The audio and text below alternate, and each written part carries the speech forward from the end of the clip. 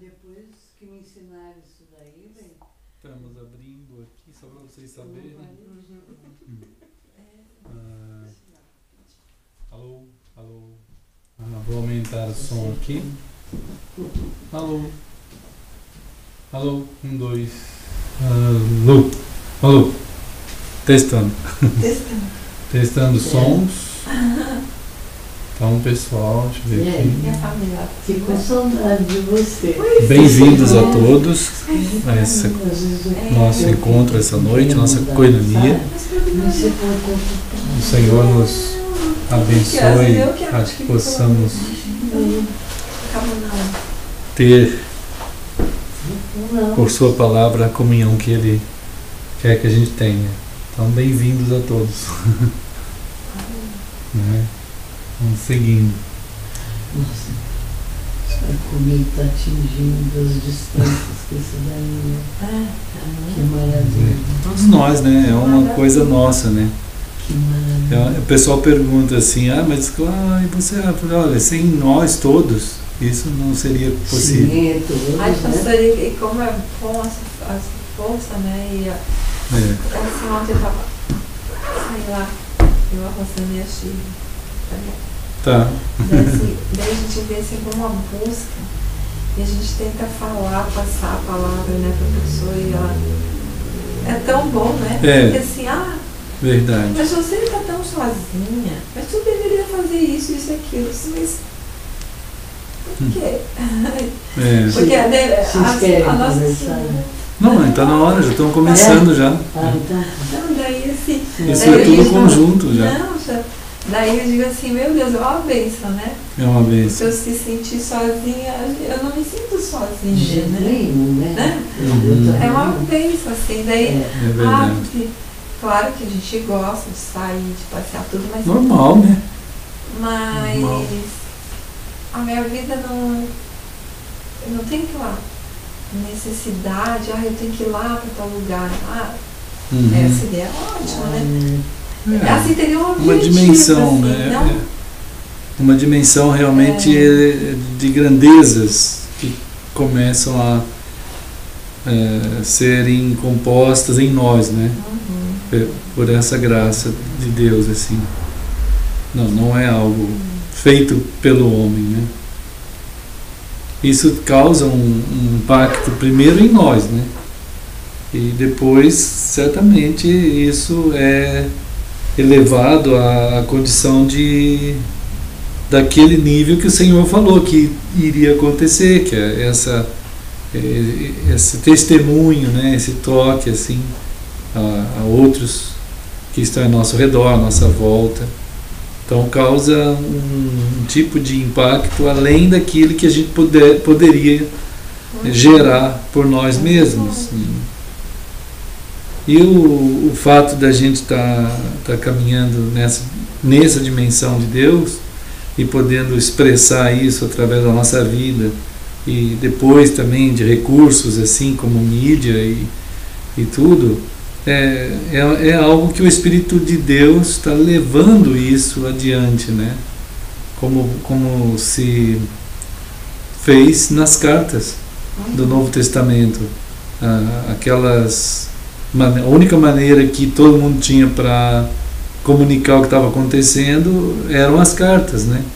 Era a mídia daqueles tempos, né? A mídia usada assim de uma forma que fosse possível chegar ao contato de outras pessoas, outros irmãos, aquilo que estava sendo feito por Deus em algum lugar, né? E aquilo então transmitia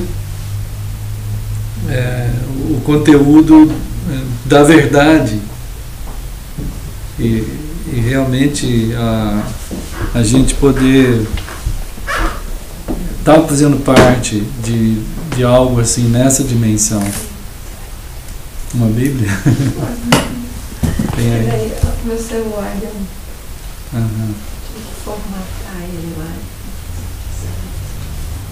Então, né, amados, é algo precioso estar junto com os irmãos que estão aqui, junto também com os irmãos que estão em vários lugares, né? E tem os irmãos tanto fora do Brasil quanto aqui também no Brasil. A gente tem consciência, cada dia que passa, a gente vai tendo a consciência das dimensões que estão acontecendo em nós, né? Pela construção da palavra, assim. E esse momento histórico, vamos dizer, né? Dentro da história, um momento em que o modelo, né? Como diz aqui em Hebreus, tem um texto tão importante para a gente, como uma das bases, né, na palavra.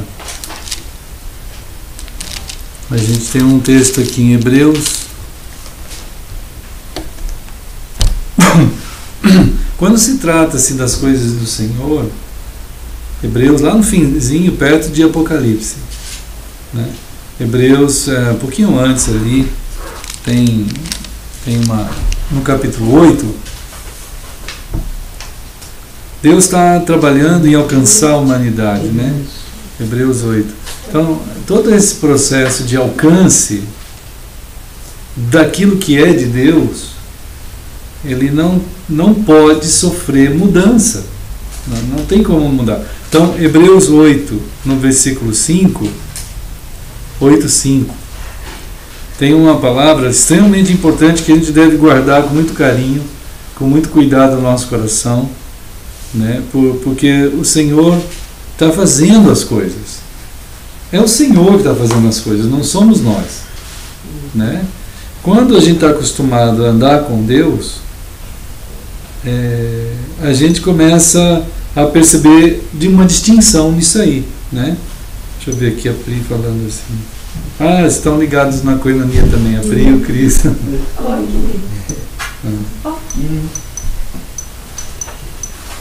Então, irmãos, como nós estamos sendo tocados, né, pelo Deus eterno, quando a humanidade é alcançada, ela vai se acostumar a Hebreus 8:5, né, quando afirma que aqui os quais ministram em figura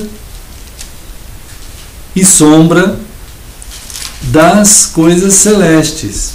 Então, quando Deus está fazendo algo acontecer, são coisas que vêm dele, que vêm do céu, né? Assim como foi Moisés divinamente instruído quando estava para construir o tabernáculo. Então, quando estava sendo o período do primeiro momento de comunicados, né, de preparação das coisas profundas de Cristo, aí Deus começa a trabalhar com o povo de uma forma crescente, de uma revelação chamada assim crescente, uma revelação que progride e até chegar em Cristo. Esses modelos que foram dados por Deus eram modelos do céu, né? Ele estava sendo instruído nas coisas celestiais. E essas coisas celestiais, elas devem seguir os parâmetros certos, não podem mudar, né? Então aqui está dizendo ainda no versículo, assim, 2 pontos. Ele diz, né? Está aí 2 pontos, ó. Então diz assim: vê que faças todas as coisas, é bem importante isso, de acordo com o modelo que te foi mostrado no monte. Então, não tem opção de mudança. Moisés, ele, por mais que ele fosse criativo, como ele era, engenheiro, como ele era, arquiteto, artista, homem de grande capacidade intelectual e tudo mais, essas coisas não entram na composição do que está aqui, né? Então, existe uma dimensão que a gente não tem autoridade para mudar nada. Nós estamos sendo alcançados pelo Deus eterno numa situação de expor por sua palavra, que é a maneira que Deus faz, né? Quando ele vai expor as coisas por sua palavra, elas de fato são o que são. Então Deus né, naquele ato dele, da revelação que ele faz, de tudo aquilo que Deus vai revelar, né, ele vai gerar, Deus vai fazer gerar os conteúdos da sua palavra. Então não pode mudar. Se Deus falou algo, nós estamos lidando com Deus, com o Criador. Ele está agindo em nossas vidas. Então ele começa a gerar algo por sua palavra que tem origem nele mesmo, né? Tendo origem nele, e isso é uma, vamos dizer assim, é um milagre, é um privilégio, uma honra, fazer ele mesmo, fazer isso chegar a nós, sermos tocados, para que seja gerado dentro de uma dimensão que passa, uma dimensão histórica, né? A história passa, o tempo passa, né? O espaço todo passa, é coisa finita, material. No meio disso está sendo trazido algo eterno. Eu não imagino o impacto que isso causa. Eu não consigo ver toda essa dimensão. Eu só sei que algo eterno atinge algo passageiro e não pode ser mudado, porque é eterno. Então nós somos portadores de algo que está sendo gerado eterno, por palavra de Deus. A palavra de Deus, para compreender um pouco mais isso, a gente tem que fazer uma ligação entre a palavra de Deus e o próprio Deus, né? A gente sabe que o próprio Deus, diz aqui em Hebreus mesmo, né? Hebreus, acho que mais para frente aqui um pouquinho, Hebreus no capítulo 13, né? Hebreus no capítulo 13, a gente tem que fazer essa ligação para que a gente possa entender a dimensão disso, né? Olha só, no Hebreus 13, 8, afirma que Cristo, que é Deus, ele é o mesmo, ontem, hoje e sempre. Não importa se antes o povo vivia de forma nas cabanas, se eles viviam nas montanhas, se eles viviam no deserto, se eles viviam na cidade, se eles viviam na pé das águas, se eles viviam onde fosse, da forma que fosse, se tinha carro, se tinha avião, o que fosse que existisse no meio dos homens, que são inclusive o atestado da limitação, né? Nós vivemos atestando o tempo todo que somos limitados e que passamos, porque a cada época que passa tem uma coisa nova, que a gente chama de novo, mas que é já atrasado.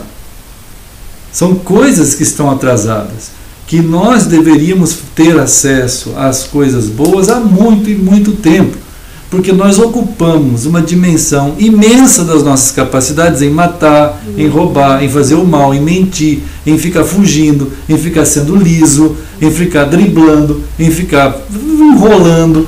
É uma quantidade imensa de coisas, de falcatruas e tudo mais. Dá lugar para o diabo, né? Então a humanidade, ela praticamente vive uma ínfima parte daquilo que ela poderia viver. E vivendo esse ínfimo dentro daquilo que poderia ser chamado de bom, ela produz ainda uma ínfima parte e vai produzindo sempre o que está atrasado para aquilo que deveria ser bom. Então, quando Deus, com a grandeza da eternidade, alcança a gente, é um impacto impressionante, porque ele começa a mudar essa vida daquilo que era inútil absolutamente em algo útil do ponto de vista do eterno, daquilo que tem grandezas eternas. Então essa dimensão impacta dentro de nós, transforma a gente numa nova pessoa, porque não dá para caber tudo isso dentro da pessoa antiga, né? Então ele tem que mudar, e ele faz isso, Deus faz isso em Cristo. Aí a gente começa a carregar as dimensões eternas. Esses tipos de fenômenos são trazidos a nós pela palavra de Deus. Então o próprio Deus, que é eterno e então não muda, a palavra dele também não muda. Não tem sentido ele ser eterno e a palavra dele, uma hora ele fala uma coisa, outra hora ele fala outra, né? Jesus disse que a palavra dele permanece para sempre. né? Daqui a pouco a gente vai ver aqui. O fato de Deus estar conosco cumpre o que está escrito em Mateus 1:23, né? A gente até falou aqui agora, né? Mas Mateus 1:23 fala isso, né?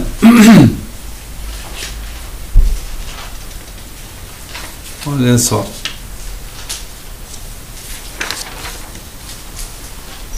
Então, irmãos, nós somos alcançados por algo que não sabemos, né? Por algo que não somos. É algo assim impressionante mesmo. Olá, olá, irmã Sinésia, boa noite, pode entrar firme aí. Hoje minha mãe está aí. Tudo bem? Graças a Deus. Aí. Pois é. Tudo. Oi, irmão Dan. Boa noite, irmão Dan. Oi, irmã Sinésia. Pois é, meus queridos irmãos. Tá friozinho, né? Tá começando a dar uma mudada, né? Aqui pro sul. Tá chegando o frio. O pessoal que está por aí em outros lugares, aqui nós estamos começando a chegar no outono. Já chegamos, né? Estamos no outono. Então aqui já começa a ficar diferente a coisa. Irmãos, nós estamos pensando juntos no cuidado que Deus tem, como Ele é quem Ele é, em alcançar a gente com a sua palavra, que tem as mesmas características que Ele tem. A palavra de Deus não é diferente de quem Ele é, o Deus é. Tanto é que Jesus é chamado de palavras de Deus, né? Palavra de Deus. Então Jesus em João, né, capítulo 1, é chamado de palavra de Deus, o Logos, a palavra de Deus. Então ele em Hebreus, como a gente acabou de ver, 13:8, né? Hebreus 13:8, fala que é o mesmo, ontem, hoje e sempre, né? Assim a gente é alcançado por algo eterno, que é muito diferente de nós. Por isso ele nos faz novas criaturas nele, né? Ele é o mesmo ontem, hoje e sempre. Então, em Mateus, né? Mateus que a gente estava falando agora há pouco também, Mateus 1:23, né? Afirma ali o texto também que o Senhor é um Deus presente, né? Jesus é um Deus presente. Ele é presente. Então, quando Deus toma essa iniciativa de impactar o tempo, a história, o espaço, Ele está abrindo algo assim, Ele está expondo algo eterno dentro de algo que passa, né? Ao mesmo tempo, nós somos alcançados com isso, né? Deus faz gerar em nós a vida eterna. Ele fala isso. Eu vou alcançar vocês numa dimensão tal que a minha palavra vai gerar em vocês a vida eterna. Porque Deus amou o mundo de tal maneira, né, que deu o seu Filho unigênito, que é a palavra, para que todo aquele que nele crê não pereça. Porque tudo passa, o mundo e a sua concupiscência, diz a palavra do Senhor, né? Mas a minha palavra dura para sempre. Então o amor de Deus é tão intenso e tão grande que Ele expressa essa palavra em nós, nos tornando eternos, em vida eterna, como Ele é, como Ele tem, né? Então é algo que vai impactar um ambiente que passa, por exemplo, a história. Então, quando a gente observa isso, a gente nota, tem gente que diz assim, nós passamos, as coisas passam, agora tem a teoria do universo eterno, né? É totalmente absurdo, porque o pessoal consegue dar essa glória ao mundo que passa e não dá essa glória ao próprio autor que faz isso, e é eterno, né? Então, esses ambientes passageiros, eles assistem a gente. Por exemplo, quando estávamos conversando outro dia, quando a gente estava lá na lagoa aquele dia, olhando lá aquele ambiente, falei, olha, esse ambiente está assistindo nós, né? Porque nós que passamos por aqui, quer dizer, eles estão aí, nós estamos aqui por um momento. Então, a lagoa, tudo aquilo está assistindo a gente ali naquele momento, né? Mas, de fato, nós somos um algo agora eterno, os seres humanos, né? Foram feitos para a vida. Eles foram feitos para a vida, nós não fomos feitos para a morte, né? Deus não nos criou para morrer. É impressionante essas articulações que jogam a culpa da morte em Deus, né? E fazem isso mesmo, assim. Então, o Deus, vendo a desgraça humana, né, que ele então aqui é um Deus presente. Mateus 1, 23, a gente tem a revelação de que esse Deus eterno, ele está conosco, né? Ele veio, invadiu esse tempo, esse espaço, essa história que são passageiros, e se tornou o Deus conosco, né? A palavra de Deus igualmente é eterna. A palavra de Deus é igual, é eterna. Isso está em Pedro, né? 1 Pedro 1, né? 1 Pedro 1. Então essas reflexões é a palavra do Senhor que vai movendo a nossa vida em sermos formados em conteúdos eternos também. 1 Pedro 1, 25. Há uma geração de Deus sendo feita, né? Há uma geração de Deus. E é 1 Pedro 1, 25. Tem a mesma característica que Jesus tem, a palavra tem, né? Hebreus 13, 8 diz que Jesus Cristo é o mesmo ontem, hoje e sempre. Ele não muda. Aqui em 1 Pedro 1, 25 diz que a palavra do Senhor, porém, permanece eternamente. Ela não muda. Ela é o que ela é, né? Então, o movimento de Deus com sua palavra para dentro de ambientes acostumados a mudar, né? E que o homem, ser humano, ao perder a relação com Deus, ele adquiriu a filosofia daquilo que passa, a filosofia daquilo que não permanece. Ele também adquiriu a filosofia daquilo que é instável, que é finito, que é material. Então, é algo volúvel, né? Aí tem as teorias filosóficas da vida fluida, né? Que você entra nas livrarias, está cheio de livros assim, né? Então as coisas são passageiras, tudo vai, que é a única forma das pessoas verem o mundo é assim, né?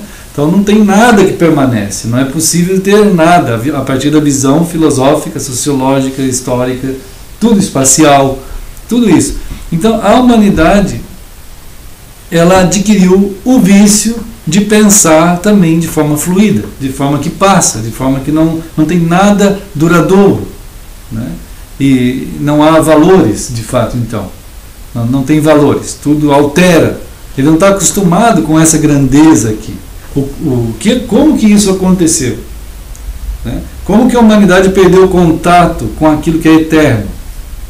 Como que a humanidade começou a se reduzir, né? Quando nós podíamos ser pessoas que, ao invés de ficar pensando em matar o outro, roubar, mentir, fazer falcatrua, enganar, tantas coisas erradas que a gente ocupa a nossa mente, né?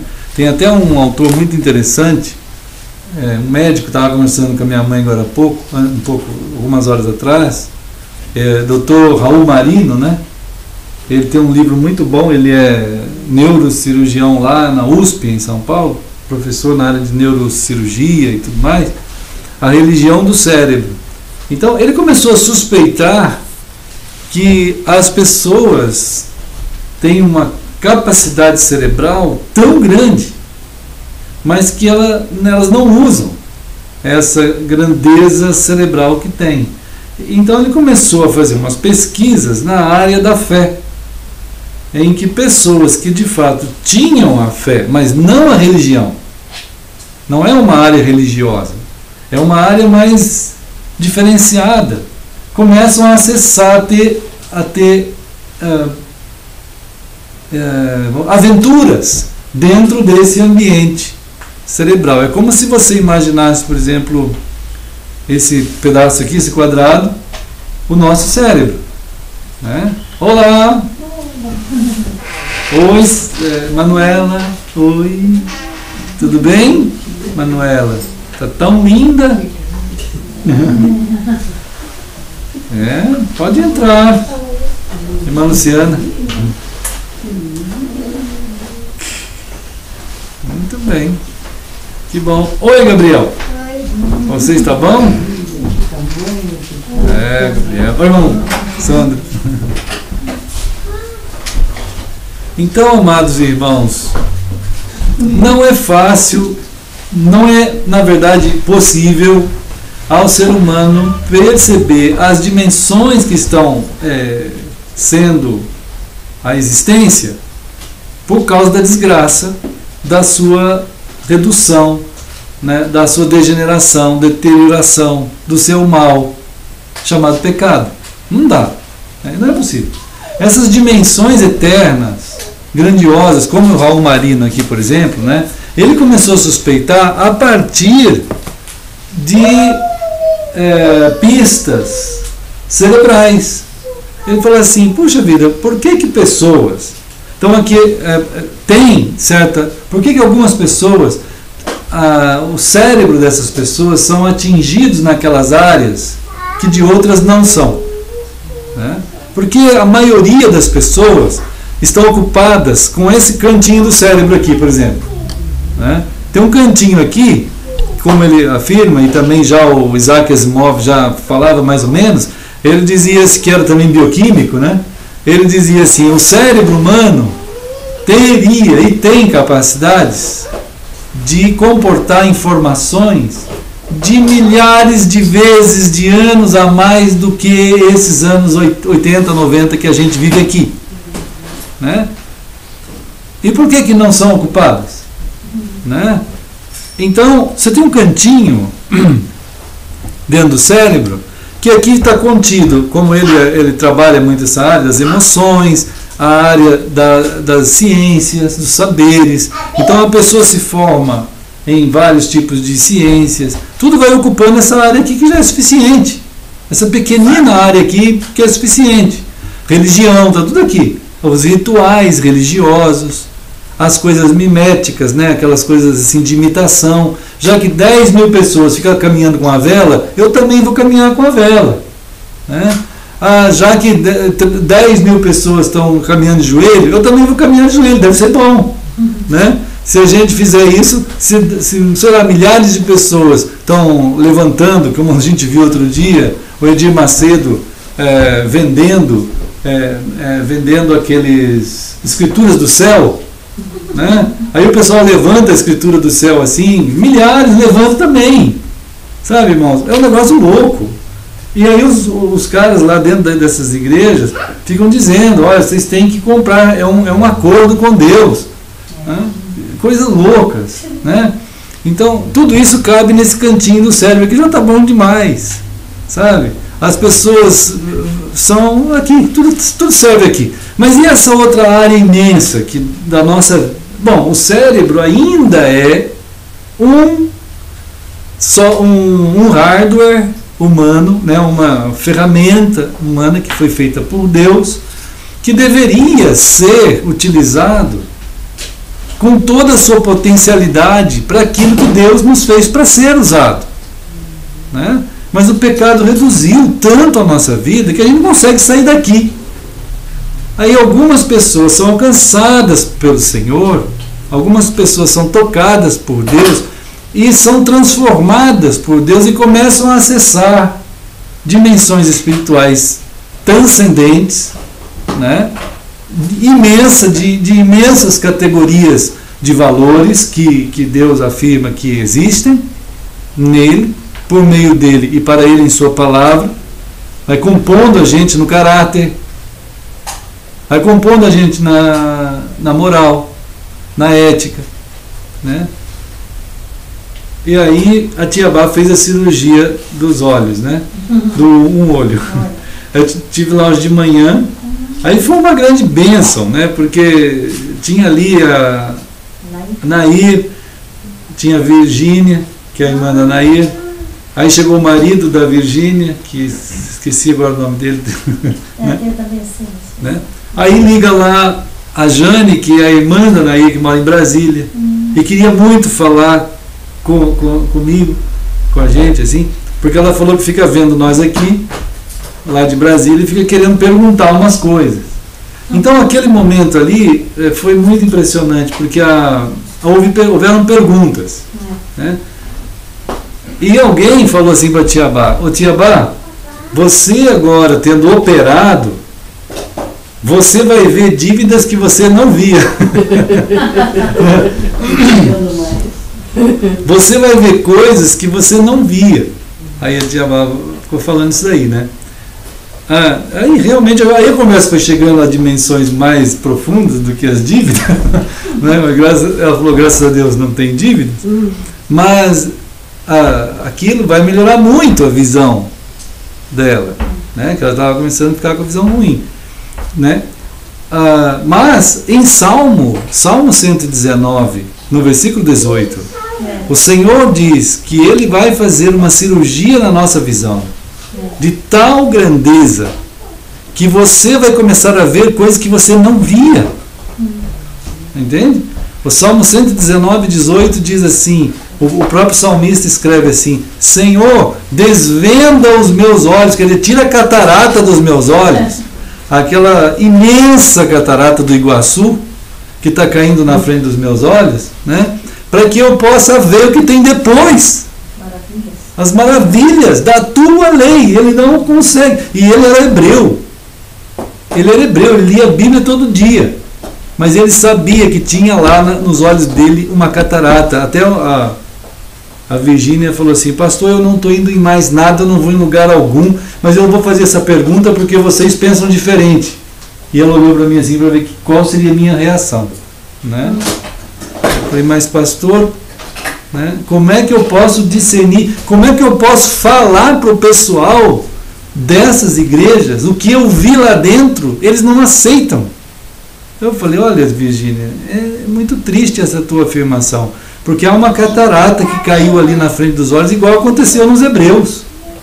Enquanto ele não ajoelhou e clamou para que pudesse ser tirado dos olhos dele aquela coisa, ele não vai ver. Hoje o pessoal não vai ver, os crentes estão num estado que eles estão com a catarata na frente dos olhos e eles não vão ver, né? Entende? As coisas são absurdamente travadas na mente, no coração, nos olhos das pessoas. Somente Deus, né, pode fazer essa operação desse tipo. E quando Deus faz, Ele pediu: desvenda, Senhor, os meus olhos. Eu quero uma coisa para mim, né? Não tem outro jeito. Eu quero que seja tirado dos meus olhos. E ela perguntou: como que foi a tua história, pastor? Não é a minha história, é a história da intervenção de Deus. É o que acontece com a gente aqui, né? Nós queremos que Deus cada dia não permita a formação de nada a não ser a palavra dele. A palavra dele é eterna. Nós acabamos de ver, os irmãos lembram? 1 Pedro 1,25, né? 1 Pedro 1,25, que a palavra do Senhor permanece para sempre, não pode ser mudada, né? A intervenção de Deus com a sua palavra é com algo que não pode ser mudada. Porque há 2000 anos atrás não tinha avião, não tinha carro, não tinha estado, não tinha CGC, não tinha nada, então por isso eles não tinham também. Então você está reduzindo Deus a um status de caduco, né? Que ele gerou uma palavra que tem que ser mudada, que vai contra totalmente ao que Deus é. Ou ele é soberano e majestoso, e que fez o que fez, e fez a intervenção que fez perfeita que é e não precisa ser mudada, né? Ou você é melhor esquecer tudo e seguir uma religião qualquer, mimética, ao longo de 17 séculos, que é simplesmente imitativa, né? E que não tem função eterna alguma, e que daqui a algum tempo, quando tiver um outro tipo de governo, um outro tipo de sociedade, vai exigir um outro tipo de mudança. É simples assim, né? É simples. Mas a palavra de Deus, ela gera uma intervenção dentro do caos, né? É um caos dentro daquilo que não é. Por isso haja luz, desde o capítulo 1 de Gênesis, aquelas palavras, né, irmãos? Haja. E foi tudo bem a cirurgia da tia Bá, graças a Deus, foi tudo bem, né? Ela operou, está lá se recuperando, e acho que agora está passando os colírios, está tudo indo bem, acho que vai logo. Não estava tudo escuro também, a casa dela estava pôs cortina, e ela, além de estar tudo escuro, ainda estava ela com óculos escuros, né? Aí ela falou que não era para ir para a praia, mas era para ficar ali daquele jeito mesmo, né? Então é assim que deve ser, né, irmãos, os procedimentos.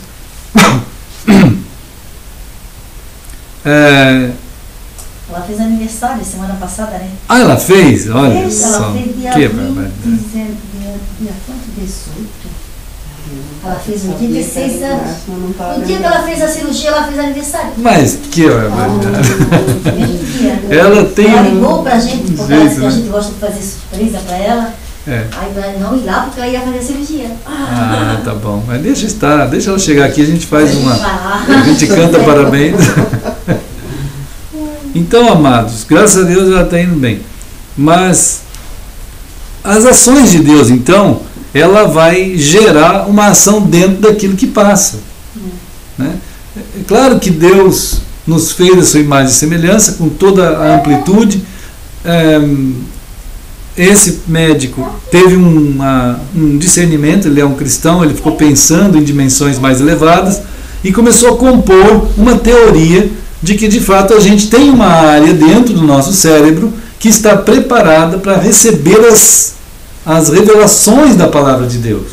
Embora não tenha condições de conter tudo, mas ela se um pouquinho do cérebro já dá para a gente aprender tudo que a vida inteira tem para nos ensinar, os outros, vamos dizer assim, 90% do cérebro, ele estaria com condições, dando condições a nós de nos permitir lidar em dimensões muito maiores que cabem a nós andar, né? E deveria o ser humano andar.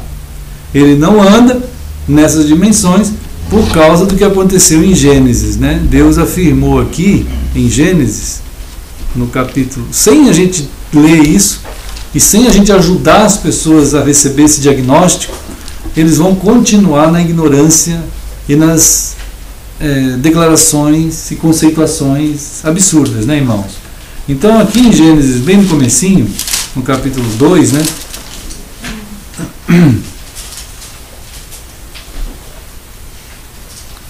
Então,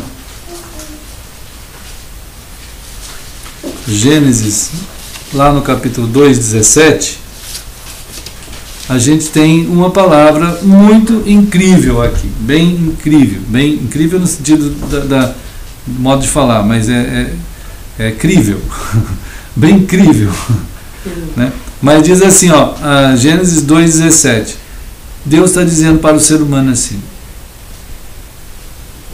da árvore do conhecimento do bem e do mal não comerás, porque no dia em que dela comeres, certamente morrerás. Então todo o contexto aqui tem um contexto que Deus está tentando afirmar para o homem que ele não poderá trilhar a existência sem que Deus esteja com ele. Quer dizer, você por si só não pode trilhar o caminho do bem e do mal, você não vai conseguir. Se você comer isso na tua vida, tu vai se dar mal, tu vai morrer. Você não pode decidir andar na vida do teu modo, pelo teu modo de achar que consegue. Você vai morrer. Inclusive aqui no versículo 17, o que é muito interessante é 2 vezes no hebraico usar a palavra morrer. 2 vezes. No mesmo versículo. Quando ele usa a mesma palavra. Onde está escrito certamente morrerás, morrendo, você morre e morre. É como se a tradução certa é assim: você morre e morre. Entende? É uma coisa que Deus está tentando dar a nós, uma visão de uma realidade que a gente ele nem imaginaria o ser humano. Né? Não é só uma ênfase, são 2 mortes que ele vai passar. Não é uma ênfase aqui. Ele está dizendo: você vai morrer e você vai morrer. Quer dizer, você vai ter uma situação de afastamento de mim, e aí você vai experimentar todo tipo de morte nisso. Todo tipo de situação que vai... O dano, né?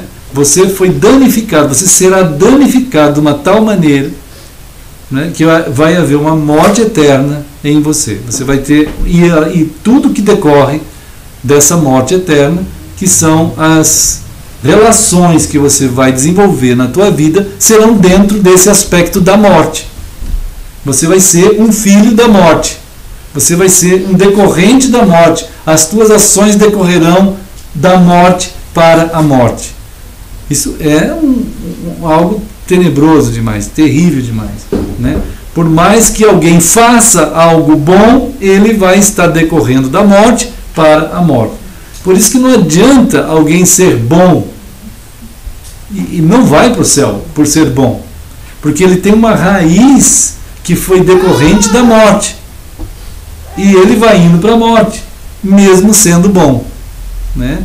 O bom, inclusive, na aferição do ser humano, porque na aferição de Deus ele está dizendo aqui: não vai haver mais nada bom, né? Depois disso, você mesmo será responsável por essa condição da morte na humanidade. A humanidade vai decorrer da morte que você vai gerar e vai para a morte que você gerou. Essa vai ser uma situação extremamente absurda, porque é você que quis isso. Você comeu desse tipo de fruto, você gerou isso na tua condição de escolha. Até a irmã Jane lá de Brasília disse: pastor, é verdade que o ser humano ele não tem o livre-arbítrio? Claro que é verdade, já perdeu, né? Não tem mais. Claro que também o ser humano não entende isso. Se você lhe dá uma conceituação de livre-arbítrio dentro da lei humana, ele vai dizer: tu tem, né? Mas na lei de Deus, tu não tem. Acabou, né? Na lei eterna, não tem. Não significa que ele, não tendo livre-arbítrio, ele não é responsável. Ele já é responsável, ele está morto, né? E ele continua responsável. Então são fenômenos, né, que são dentro da caminhada humana. Deus está avisando, a condição depois vai ser bizarra.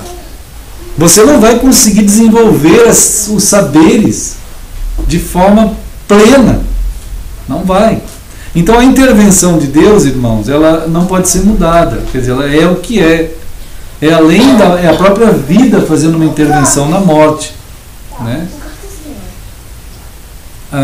Então o ser humano aqui, né, foi avisado. No capítulo 3 de Gênesis 3, Deus começa a avisar o ser humano, né, mostrar a nós, a humanidade, que o que tinha acontecido com o ser humano causou um dano tão grande que ele se afastou de Deus. No capítulo 3, então, é o relato da desgraça, né? Da desgraça total. E da perda da visão das coisas reais. O ser humano não consegue mais ver a realidade direito, né? Não vê mais. Então ele está num estado de devastação. É onde ele se tornou cego, catarata total, né? Não tem mais como. Então aqui diz assim no capítulo 3... que no versículo 8, né, que eles ouviram a voz do Senhor Deus e eles se esconderam de Deus, né? Então a humanidade hoje ela continua assim, ela corre de Deus. Ela tem uma atitude de distanciamento. Né? Ela aceita qualquer uma conceituação, qualquer um conceito. É até impressionante, né? Essa atitude humana. Todos os conceitos que aparecem, tá bom, tá certo, pode ser. Mas e Deus? Deus não, a gente não aceita. A gente viu um programa outro dia do History Channel, 1h e tanto, sei lá, só falando de ET. É um negócio absurdo. Né? Não, aí vai falar já. Então, primeiro foi o programa do ET. Aí o cara é um cientista, ele é um trabalhador, ele vai atrás pelo mundo inteiro e tal, procura evidências, porque tem uns buracos não sei que lugar, tem uns buracos não sei onde, tem umas colunas não sei onde, e ele fica levantando a possibilidade de ser ETs. Né? Aí depois, no final do programa, faltando já 10 segundos, ele fala assim, olha pessoal, bem ele mesmo, olha, George não sei o que, um doutor que tem aí. Ele falou assim, olha pessoal, tudo isso aqui não é nada provado. Mas antes ele falou quase 1h e tanto de que era isso é possível. Olha, não é nada provado, eu tenho que andar muito mais para ver se eu acho mais evidências, tá bom? Acabou o programa. Acabou o programa, meu irmão.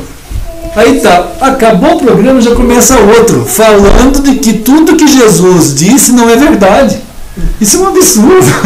Meu irmão, a gente assim, acha um negócio monstruoso até.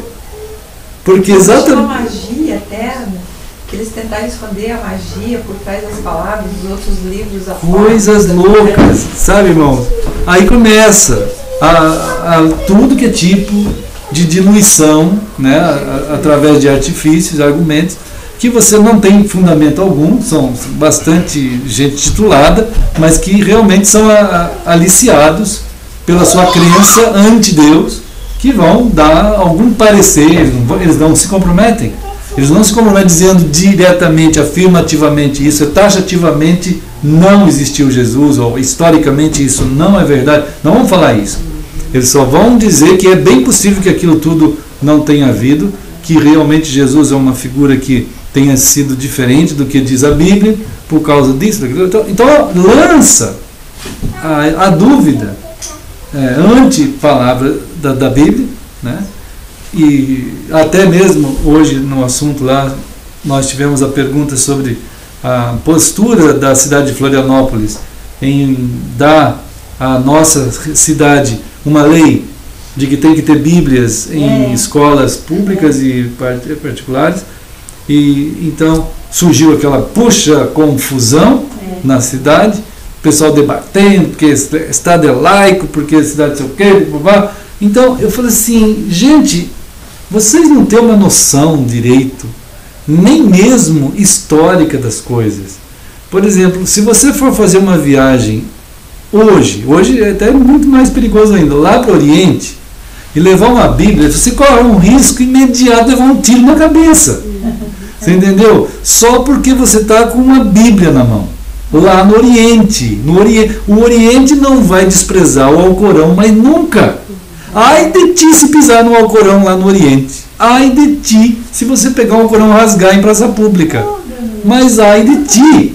Agora aqui na Bíblia, aqui no Ocidente, a gente é capaz de ver o próprio povo ocidental se levantar numa casa de lei e jogar a Bíblia no lixo como se não fosse nada. E de dizer, não é nem questão religiosa. Né? E já falamos aqui uma vez, e eu tenho colegas assim na área do filosofia árabe, ele diz assim, é extremamente cômico ver o Ocidente, como vocês, desprezarem o próprio livro de vocês. É absurdamente cômico, a gente ri de vocês. Você entendeu? Porque não existe, isso não é possível. Como é que vocês, fruto da Bíblia, as culturas que vocês dizem serem tão elevadas, né, com tamanha grandeza, e são mesmo, né, porque você tem a prova no período do Antigo Testamento, antes de Jesus, né, em que todas as nações da terra, elas pegavam as crianças, assim como a Manuela, e jogavam no fogo de Baal. Entende? Ah, está vindo uma tempestade? Vamos pegar umas 20 crianças e jogar lá. Aí, claro, a tempestade passava, eles falavam, maravilha, foi isso. Aí estava uma seca, mais umas 40 crianças para o fogo. Entendeu? Isso era todas, irmãos, eram todas as nações da terra, todas. E ninguém fala uma coisa dessa, em geral, no history. Né? Não falam isso. Mas a única nação que não jogava criança no fogo era Israel. Mas eles não jogavam porque eles tinham um alcance elevado, superior. Eles não tinham. É que Deus alcançou eles e diz assim, eu sou o Senhor. Eu sou o que sou. Não existe estrela, não existe força não sei o que. Não existe. Eu sou. Entende? Vocês tiverem que fazer sacrifício, façam para mim. Se alguém tem que fazer sacrifício para vocês, será eu. Né? Como está aqui em Gênesis, daqui a pouco a gente vê. Mas, algumas vezes, o povo de Israel, eles deixaram Deus de lado e eles começaram a se encantar com as práticas dos povos. Mas isso não foi rápido. Né? Demorou 2, 3 gerações para eles também começar a jogar os filhos deles no fogo. Né? Então nós aqui em Florianópolis estamos vendo essa coisa bizarra, que nem não se levanta ninguém, ou pode estar se levantando, eu creio que deve estar, né? Pessoas que possam dizer assim, gente, a gente tem uma cultura extremamente elevada aqui. Nós estamos diante do livro único no mundo, né? Que tem conteúdos morais e éticos tais que isso é fundamento para diversas constituições na Europa e nos Estados Unidos, que nós não tivemos nem a chance de ter aqui no Brasil. No Brasil não tivemos nem a chance de ter uma reforma. Né? Nenhuma. Não houve reforma no Brasil. A reforma atingiu a Europa e Estados Unidos, não chegou aqui. Nós vivemos no catolicismo medieval, antes de reforma ainda. Né? Então não chegou aqui no Brasil nem a reforma. Né? Aí chegam esses movimentos, chamados protestantes, que de fato têm a mesma cultura católica romana, que não se volta para a Escritura para ser como a Escritura deve ser. Mas, esse exemplo, que o Ocidente descaracteriza-se a si mesmo, ele comete suicídio cultural, psicológico, filosófico, teológico, jogando o livro que nos formou. Né? Deveríamos ser um povo que pelo menos prezasse o livro que nos formou como Ocidente, ainda que a gente aqui não tenha muito a ver, né? Mas a gente recebeu um pouquinho, ainda que estereotipado, do catolicismo caricaturizado, essa coisa meio quimérica aí, e um pouco do movimento evangélico que já rapidamente se transformou em feitiçaria e depois outra parte se tornou empresarial, né? Hoje o movimento evangélico é assim, totalmente absurdo. Então, aí a gente vê isso, né, irmãos? Então é um cenário que clama a nós, povo de Deus, a nós sermos impactados pela palavra, nas dimensões que a palavra quer alcançar. E como Deus está dizendo aqui, os primeiros movimentos de Deus, em Gênesis 3, em relação ao ser humano, é ver que o ser humano fugiu dele. Olha aqui no versículo 8. Quando ouviram a voz do Senhor, saíram correndo, irmãos. Não é? É assim que é. A gente procura dialogar com as pessoas sobre Deus. Até a Virgínia diz assim, pastor, mas as pessoas assistem a televisão, elas veem essa barbaridade. Eu falei, mas é mesmo? Né? É gente espoliando, tirando, esfolando as pessoas mais simples de todos os recursos que eles têm. Né?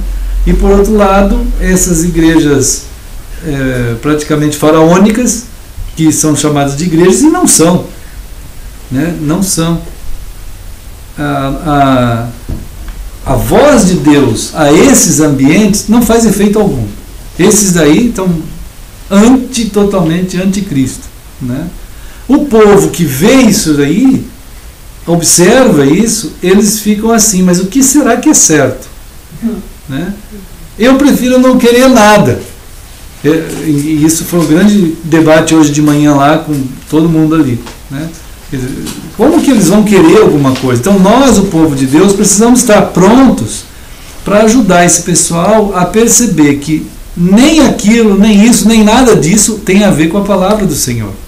Nós temos que estar orando muito, porque até essa irmã lá de Brasília disse: pastor, aquilo que o senhor estudou, fez um estudo sobre a palavra eclesia e a palavra batismo, que não foram traduzidas, isso é uma preciosidade. Eu falei, então é isso, porque infelizmente a gente vê, por exemplo, essas bíblias boas, de estudo, plenitude, aquela Genebra, né? São bíblias excelentes, mas você vê a composição dos doutores que traduzem a escritura, o texto, né? Quando chega na palavra batismo, eles não vão traduzir. Eles não vão, porque tem metade deles que são aspersionistas. Né? Eles não vão traduzir porque vai ferir o cerne da doutrina deles. Até a própria explicação que tem na Bíblia Genebra quanto ao batismo olha, gente, é o seguinte, aí cada um escolhe o que quiser. Isso é absurdo, né, irmãos? Então, sobre igreja, não traduz a palavra igreja e nem explica. Mas nem explica, ele simplesmente põe a palavra igreja lá e pronto. Né?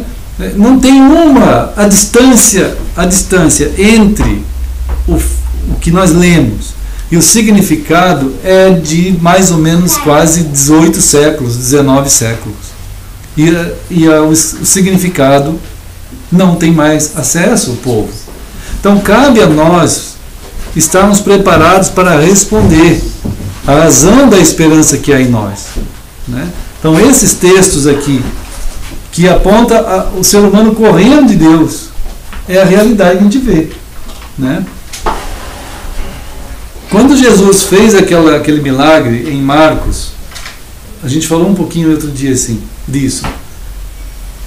Primeiro milagre de Jesus, curou um cego na terra de Israel. Foi embora para o outro lado da Galileia, passou o mar, numa terra de gentios, curou um cego também. A gente falou um pouco isso outro dia. Né? O primeiro cego de Israel recuperou a vista na hora. E o outro cego lá do outro lado do mar, que não era povo de Deus, ele ficou meio assim. Né? Jesus operou o milagre nele, mas ele ficou meio assim, sem ver direito. Até Jesus perguntou, e aí, foi curado? Ele falou assim, mais ou menos. Ele falou assim, o que está acontecendo contigo? Ele falou assim, eu estou vendo os homens igual árvores. Né? Será que Jesus falhou? O que Jesus não falha? O que ele está querendo mostrar para nós? Né? Quer dizer, a pessoa que alcançar, tem uma constituição naquela pessoa em Israel, porque o milagre em si mesmo, ele tem um ensino.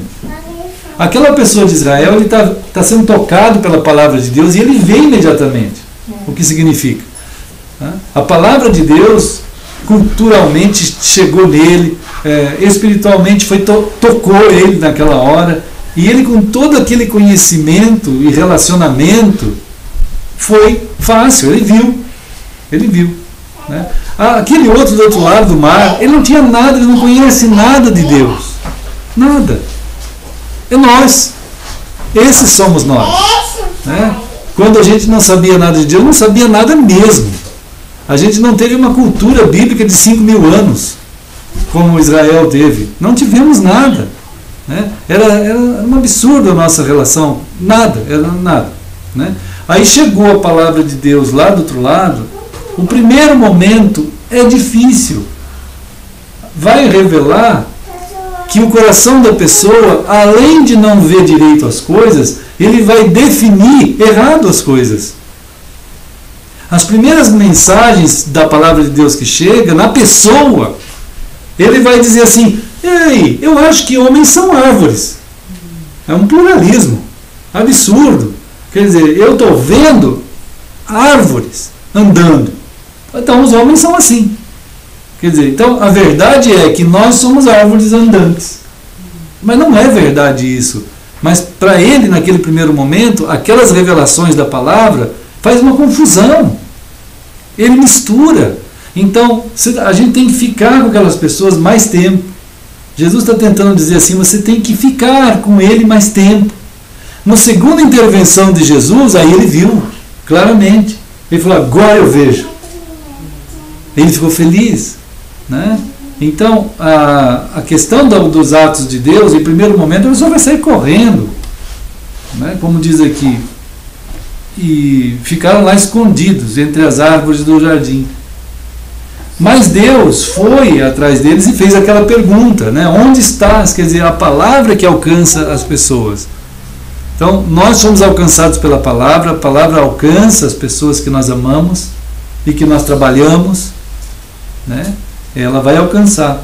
E Deus mostra para eles aqui no versículo 1, é o primeiro momento, irmãos. Não tem jeito da gente ser direcionado para Deus sem que Ele fale conosco. Não tem jeito. Tem gente que fala assim, olha gente, está tudo bem, no fim a gente vai se acertar lá com Deus. Está tudo certo. Não é? Não é. Quer dizer, as pessoas não têm como chegar a Deus se Deus não chamá-los. Onde estás é o evangelho que chega, a palavra que chega ao coração da pessoa.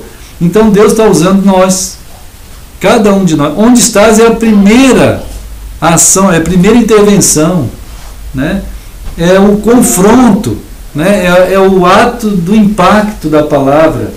Então, se a gente não tiver essa consciência de que não há outro jeito de alguém ser alcançado, não ser pela palavra, em relação a Deus, para que ele seja salvo, né? Nós vamos simplesmente levando a vida naquele marasmo e as pessoas vão indo para o inferno. Então, há não somente indo para o inferno, não é só uma coisa catastrófica. Eles vão perder a noção do que significa usar a vida plenamente, ser vivos, né? Deus nos quer vivos, né? Eu não quero, tá bom, eu quero ir para o céu, e nós vamos para o céu, não tem outro jeito mais, por causa de Cristo. Mas a gente também foi feito para viver a vida que Deus tem para a gente, né?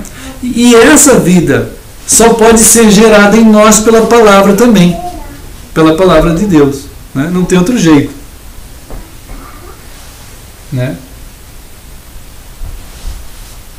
Bom, aqui, irmãos, diz assim, ó, no versículo 15, Deus então vai trabalhar com o ser humano agora e vai explicar a eles. Olha a sequência da coisa. Eu coloquei o númerozinho 1 no versículo 9, né? Só para ter uma referência dos atos de Deus. O primeiro ato de Deus é alcançar a gente com a sua palavra. Ele alcança a gente com a palavra. Esse é o primeiro ato. O segundo ato de Deus é falar sobre Jesus. Lá no versículo 15. Né? Ele vai afirmar para a pessoa que vai haver uma entrega de uma vida que não é a deles. Né? Quer dizer, o descendente da mulher, né, ele vai ferir a cabeça do diabo. Diz aqui no 15. O descendente da mulher vai ferir a cabeça do diabo. Quer dizer, vai ser um confronto fatal para o diabo. Quer dizer, todo o mal e tudo aquilo que o diabo representa e todo o reino do diabo será contido e destruído por Jesus. Né? Não é por nós, irmãos, é por Cristo. Eu fico assim impressionado. Às vezes as pessoas falam assim, os cristãos, né? Vamos fazer uma corrente de oração. Irmãos, não vale nada a corrente de oração. Não vale nada. Não tem um poder sequer a corrente de oração. Tem gente que fala assim, o outro está lá mal, mas é uma corrente. Uma corrente de oração é uma coisa satânica, irmãos. A gente tem que saber que o único mediador entre Deus e os homens é Jesus Cristo. Que o único que tem poder, ou a gente entende essa questão, ou a gente vai ficar na mão do Satanás, caindo em armadilhas de crentes. Entende? Crentescas. Ou a gente entende que o único que se levanta para de fato destruir a cabeça do diabo é Cristo. Não é um pastor que ora bonito, Não é 1000 pastores que oram, senão daqui a pouco a gente vai virar uma universal, 70 pastores com a mão para cima, com as mãos para cima, 200 irmãos orando no monte. Isso é totalmente bizarro, isso é idolatria de crentes, feitiçaria de crentes, né, irmãos? As pessoas têm uma... Quanto mais aumenta esses negócios, significa um desconhecimento de Cristo. Porque se eles conhecessem mais de Cristo, mais ainda de Cristo do que as teologias televisivas e midiáticas que esses homens aí fazem acontecer, se eles conhecessem, fossem para as Escrituras, conhecer mais de Cristo, eles seriam pessoas de Cristo. Eles saberiam ir ao Senhor, né? Ele é o único que se levanta contra o diabo. É o único cujo sopro vai destruir Satanás. Pode assoprar 500 milhões de crentes na terra, Satanás não se move do lugar. Mas na hora que Cristo assoprar com a sua boca, ele vai para o inferno, né? Vai ser atirado ao inferno, como diz Apocalipse, né? Então, são definições que os crentes se perderam. E a cultura crêntica, nos dias de hoje, ela tomou o lugar da Bíblia, irmãos. É uma coisa absurda. Vocês vão ouvir isso de monte, né? O Elias, ele falou assim: Senhor, eu preciso tanto da tua graça, abençoa, Senhor. Vão ver aquele fogo do céu, acabou com tudo. Enquanto aqueles centenas de profetas de Baal clamavam desde o amanhecer até meio-dia e nada, né, irmão? Não é assim. As pessoas podem ter dezenas e milhares de cristãos orando, e tem, né? Mas o caso é, quando essa conexão da oração for com Deus, ela é bendita. Mas se ela for com uma corrente de oração, ela é maldita. Entende? Cada um de nós estamos orando confiantes na graça de Deus, a graça do Senhor Jesus Cristo, né? Ela é a que faz resolver as coisas do Senhor como Ele quer, e não é uma quantidade de gente que se reúne para orar, né? Então, este te ferirá a cabeça e tu lhe ferirás o calcanhar. Quer dizer, Jesus vai morrer, o sangue dele vai ser derramado, né? Ele vai esvair-se em sangue lá naquela cruz. O sangue do Cordeiro de Deus vai descer sobre a terra. Então essa é a explicação do Evangelho. As pessoas precisam saber que não eles, mas Deus faz. Não é eles que fazem, mas é Deus que faz. É Cristo que ofertou a si mesmo, o sacrifício é de Deus. Aí os crentes são hoje elevados à categoria de Cristos, no sentido de, vamos fazer um jejum, vamos fazer um sacrifício de subir, daqui a pouco subir não sei onde, que monte. Estão iguais ao catolicismo. Catolicismo que vai de joelho para não sei onde, vai levando uma vela para não sei onde, e os crentes estão indo atrás. Eles estão assistindo tanto a esse processo mundano que estão ficando iguais, né, irmãos? Não entendem, eles têm a capacidade, os crentes, de imaginar que se for depender só de Cristo não vai dar.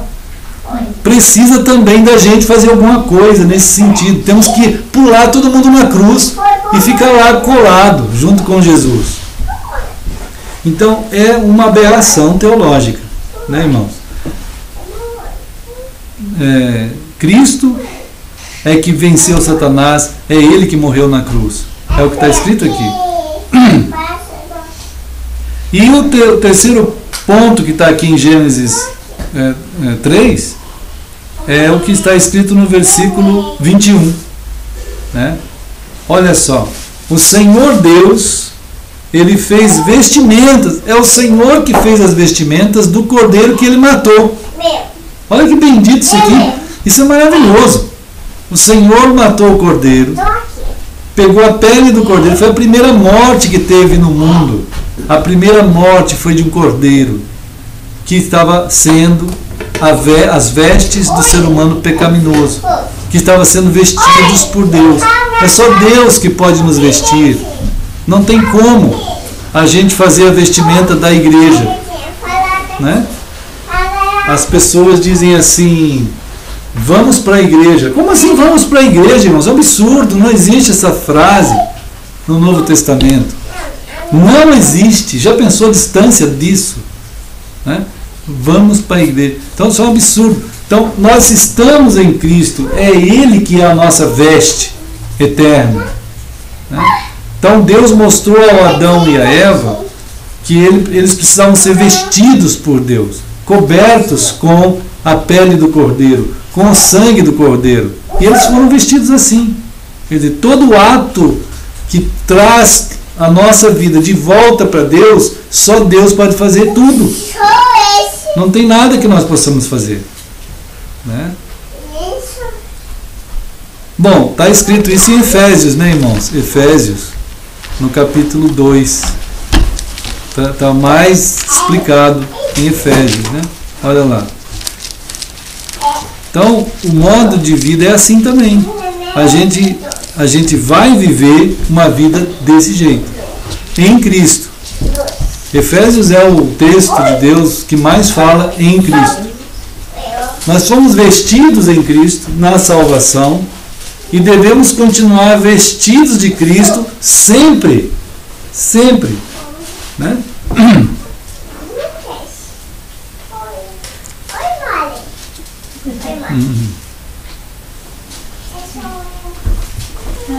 Daí, irmãos.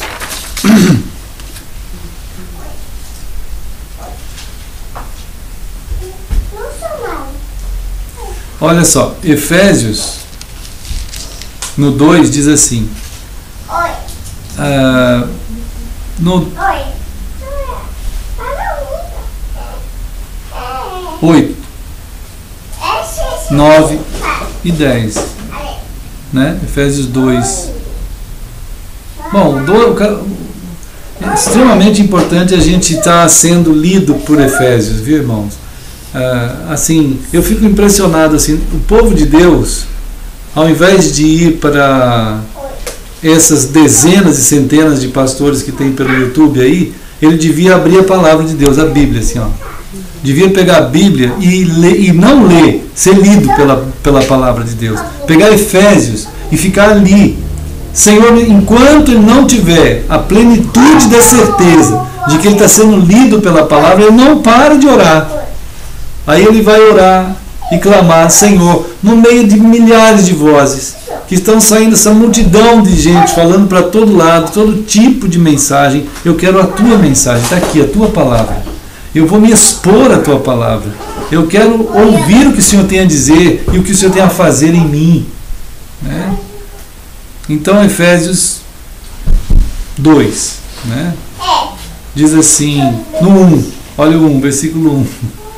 Olha só. Ele vos deu vida, estando vós mortos nos vossos delitos e pecados. Ele, o Senhor, né?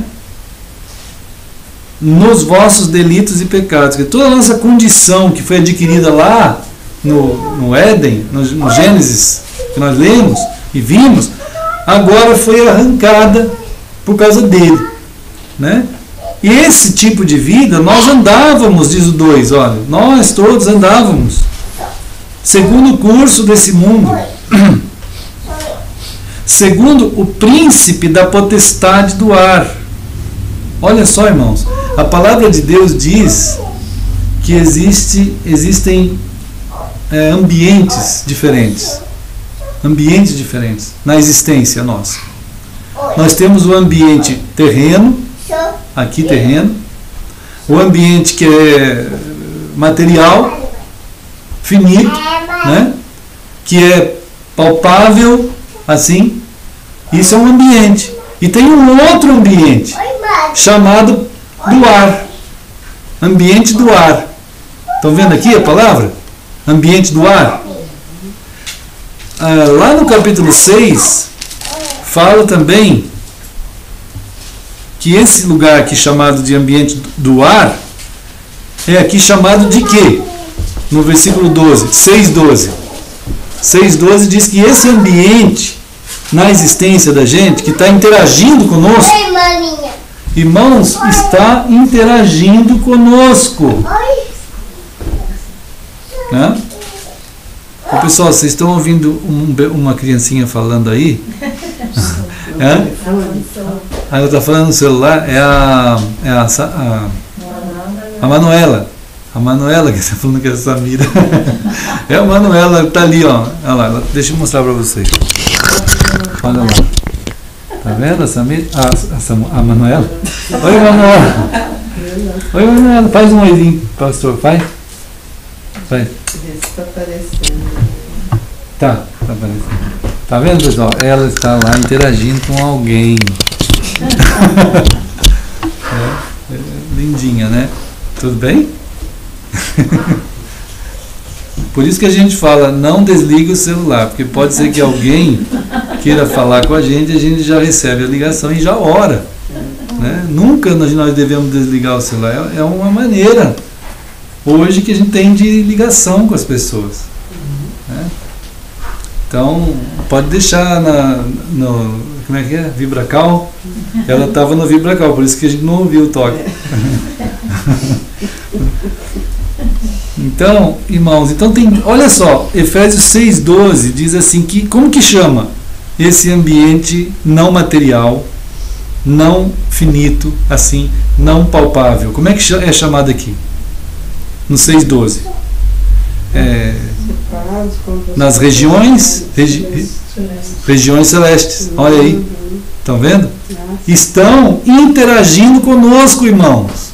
Esses ambientes aí que lá falou do ar e aqui regiões celestes, eles estão em interação direta com a gente. Está havendo uma interação direta. Né? Não é a divisão que há na relação de vida. Não é assim, aqueles que estão aqui na terra e aqueles que estão lá no céu. Não é essa divisão. Essa divisão não existe. Essa divisão não existe. Entre os que estão na terra e os que estão no céu. Não existe. Existe a divisão diferente. Diferente. E a divisão que existe é quem é de Deus e quem não é de Deus. Entende? Quem é de Deus e quem não é de Deus. Quem é de Deus está nas regiões tanto terrestres quanto no céu. Quem não é de Deus está tanto nas regiões terrestres e quem também está no céu. Há uma interação entre nós e alguns seres que estão nas regiões celestes. Não são as pessoas. Aqui fala que não são as pessoas. Quem são? São poderes. Né? Então são poderes que habitam as regiões do ar celestiais. Que poderes são esses? Diz aqui, ó. A nossa luta não é contra a carne e o sangue, quer dizer, não são pessoas iguais a nós. Né? Eles são principados, potestades, dominadores deste mundo tenebroso. Então existe uma divisão, talvez, vamos dizer assim, vertical. Vamos chamar de vertical, uma divisão vertical, que engloba a área material e a área celestial. De um lado, quem é de Deus. De outro lado, quem não é de Deus. E tem uma interação com essa terra aqui. E a palavra de Deus chama a cada um de nós que fomos alcançados pelo Senhor a saber isso. A saber. Tanto é que lá atrás, que a gente estava, Efésios 2, diz que nós estávamos do lado daqueles que não eram de Deus. E a gente aqui na terra fazíamos a vontade desses poderes malignos. Que éramos sob o domínio deles por causa do pecado que estava em nós. Diz aqui no capítulo 2, ó, olha de novo, 2:2. Olha a ligação que há entre quem está na terra que não é de Deus e quem está nas regiões celestiais que não é de Deus também. Olha só, ele vos deu vida, tal. No 2, nos quais todos nós andávamos segundo o curso deste mundo, segundo o príncipe da potestade do ar. Olha só. Que agora opera nos filhos da desobediência. Então, as pessoas que não estão em Deus estão desse lado que engloba todo mundo que não é de Deus, os espíritos malignos e potestades e as pessoas também que não são de Deus. Então, tudo aqui. E eles têm uma ascensão sobre as pessoas que não são de Deus por causa do pecado que estão nessas pessoas, né? E as pessoas vivem dominadas. Então, o povo de Deus é uma intervenção de Deus que arranca a gente dali, dessa condição de mortos e de domínio do pecado e dos espíritos malignos e todas essas potestades. Deus nos arranca por causa do poder que há em Cristo e nos transporta para o reino dele e nos torna filhos de Deus. E diz aqui, olha, no 3, os quais também, entre os quais todos nós andamos outrora, segundo as inclinações da nossa carne. E o que a gente tinha de referência? Era só o que a gente achava. Era a nossa própria inclinação. Aquilo que o Adão foi advertido a não querer fazer. Adão, não queira viver você fazendo noção do que é certo e do que é errado, porque não vai dar, né? A nossa carne gera um modo de vida que não corresponde à verdade. E Deus avisou, ele caiu e ficou assim, né? E então a gente fazia a vontade da carne, quer dizer, a inclinação da nossa própria vontade, daquilo que há de desejos. Carne na Bíblia significa desejos nossos, né? Os desejos que surgem assim. Sabe aquela coisa que vem uma vontade e a pessoa vai lá e faz. Ele não tem nada que diga a ele, olha, isso é errado. Inclusive hoje em dia, na nossa época, não tem mais nada errado, né? Tudo é certo. Então acabou, não tem mais fronteiras. E as fronteiras só serão vistas se a luz chegar de novo a dar a condição das pessoas verem assim nas trevas que eles estão. Senão eles não vão ver. E quem é a luz do mundo? Nós. Jesus disse assim, nós. Mas se a luz que há em ti são trevas, serão imensas trevas, porque você vai ajudar quem está nas trevas a continuar nas trevas. Então, Deus deu a nós a condição de sabermos pela sua palavra aquilo que é verdade, aquilo que não é. Num mundo que já não tem mais isso mesmo. Não tem mais. Então, é algo, vamos dizer assim, o conflito é grande, a ofensa é grande. A ofensa, Coríntios fala escândalo, né? Escândalo e ofensa. As pessoas vão ficar escandalizadas só de ouvir você falando que existem parâmetros, existem linhas, existem fronteiras, que não é questão de religião isso. Quando você põe uma cerquinha na tua casa, eles não vão chamar você, não deveriam chamar você de crente, religioso, fanático, só porque você trancou a porta da tua casa, ou porque tem uma faixa. Às vezes a gente até sente falta de faixas noturnas, bem sinalizadas nas estradas do interior, né? A gente queria que tivesse essas faixas, brilhando muito, com o olho de gato, aquelas coisas. E quando não tem, só quem já andou na noite nas estradas, que já viu, acho que a irmã já deve ter visto, né? Para aquelas idas para lá, para tua mãe. Que difícil que é e que perigo que é, né? Então, a falta de fronteiras é perigo mortal na questão da vivência, do estado de existir, né? Então, irmãos, aqui fala assim, ó,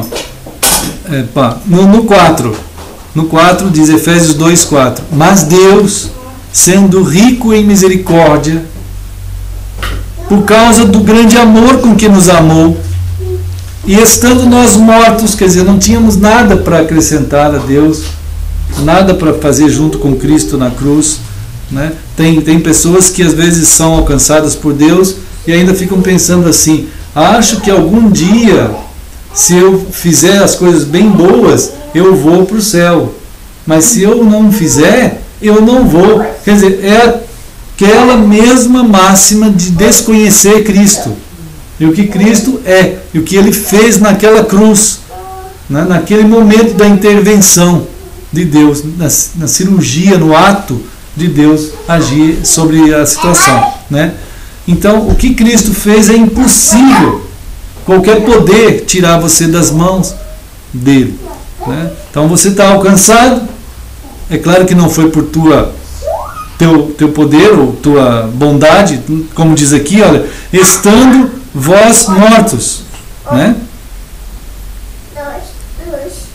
Nos deu vida, juntamente com Cristo. E juntamente, olha os 6, irmãos, e juntamente com Ele, então novamente com Cristo, em Cristo. Então, eu não sei, os cristãos precisariam ter um toque do Espírito Santo para querer conhecer mais sobre Cristo, para querer viver mais em Cristo. E eles vão, então, percebendo que todas essas outras coisas não têm sentido, né? Mas, juntamente com Ele, nos ressuscitou e nos fez assentar nos lugares celestiais em Cristo de novo, para mostrar nos séculos vindouros a suprema riqueza da sua graça em bondade para conosco em Cristo Jesus. Outro dia eu estava vendo um padre ler isso aqui lá no canal, e ele estava lendo isso aqui. E eu estava passando, e outro dia eu falei aqui para os irmãos que eu estava passando os canais e vi um padre falando disso aqui. Eu falei, mas que maravilha, né? Aí eu falei, vou até o fim. Aí quando ele terminou de ler aqui, ele falou, bom, então agora vamos fazer uma novena para essa aqui, ó, e vamos fazer uma reza para essa outra aqui, e então tudo isso aqui vai acontecer em nós. Isso é um absurdo, né, irmãos? Isso é totalmente absurdo. Como é que o cara tem coragem? É só por falta de conhecer Cristo total mesmo, né? A cara de pau de pegar um texto desse aqui, depois atrelar junto com qualquer santo, ou outros santos, ou uma dezena de santos, ou terços e mais não sei o que, né? Então o negócio é insano. E o pessoal, coitado do povo, ali reunidos, é tudo tão misturado que o povo vai, né? Ele vai. É um negócio louco. Então, porque pela graça sois salvos, mediante a fé. Então, a fé é um resultado também de Deus. Hoje já se faz uma campanha em favor da fé na fé, né? Então, quem é que tem mais fé, menos fé, é melhor, tem mais poder, essa coisa toda. Mas a fé é um resultado da palavra de Deus em nós. E isso não vem de vós, é um dom de Deus. Né, irmãos?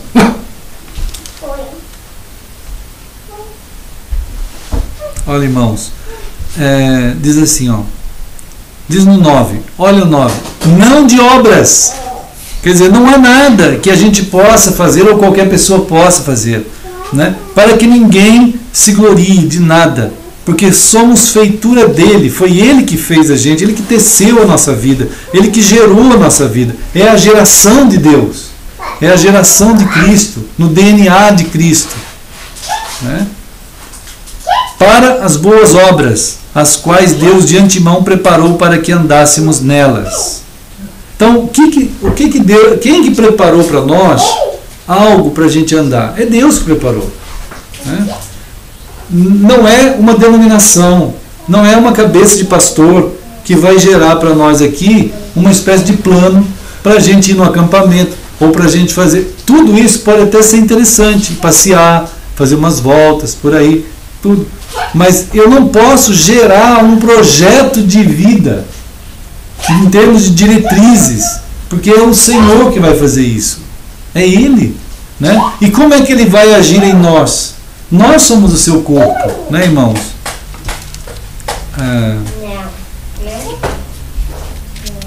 A gente tem aqui em 1 Coríntios, no capítulo 3, né, 1 Coríntios 3,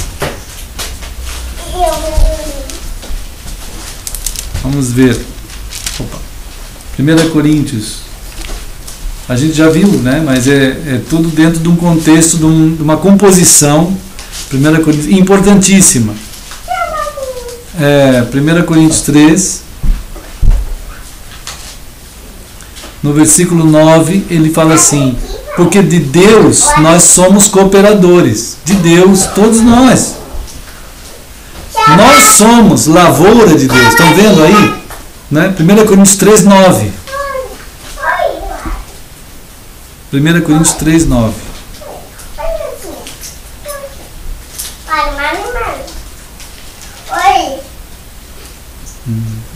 Estão vendo?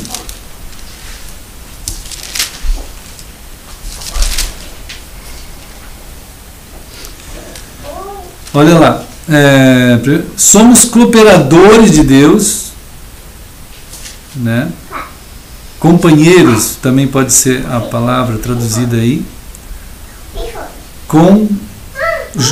nós somos operadores junto com Ele, a gente opera junto com o Senhor, Ele opera em nós, todos nós, né? Edifício de Deus, o edifício de Deus somos nós, não é um prédio ou uma casa, não é isso, o edifício de Deus somos nós, então Ele vai usar nossas vidas como o corpo de Cristo.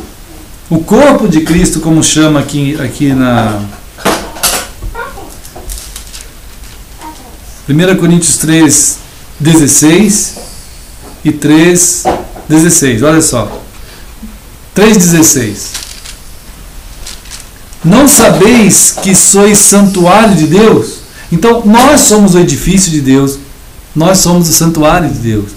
Então, não podia nunca haver um modo diferente desse. Como lá em Hebreus fala, o modelo do céu não pode ser mudado. Nós lemos aquela hora em Hebreus, né? O modelo do céu não pode ser mudado. Lembra desse texto, né, irmão? Tá. Então, o modelo do céu não pode ser mudado. Tem que ser mantido o modelo do céu até o dia que Jesus voltar. Como é que Deus vai agir em nossas vidas? Nós estamos cada dia em algum lugar. Nós precisamos não perder nunca essa situação de que Deus nos coloca num lugar em que nós fomos tirados de um lugar maldito para o reino dele. Nesse lugar maldito estão as pessoas que não são de Cristo e os demônios e potestades.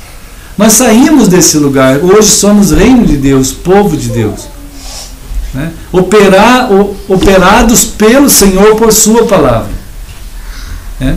Então, nessa operação é que vai havendo testemunho de Cristo até o dia de Cristo chegar, ele voltar. Nós estamos narrando ao mundo,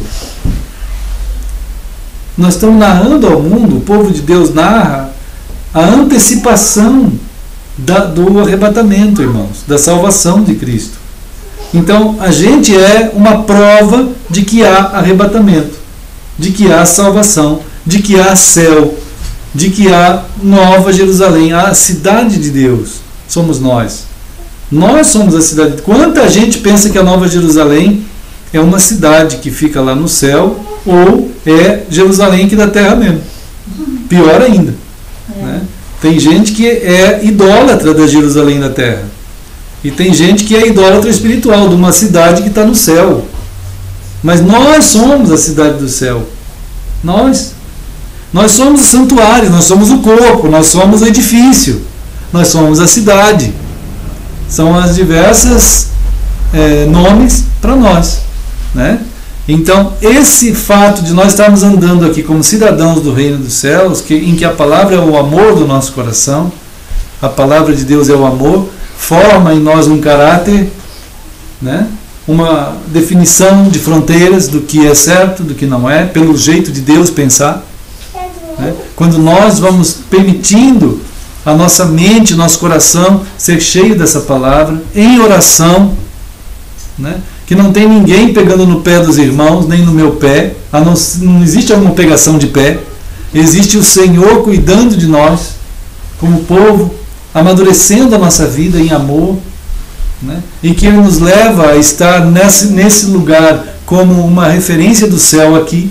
O que Ele espera de nós aqui? Que nós sejamos filhos dEle, o amemos, e sejamos em um corpo. Sejamos em um corpo. Não sejamos dispersos assim, cada um para si. Não existe esse negócio, né? Um corpo vivo, que opera numa mesma comunhão, numa mesma visão de vida, né? A visão de vida nossa agora é de Deus. Então, irmãos, lá no capítulo 1 Coríntios 12, agora, um pouquinho mais para frente, olha só, 12, 27.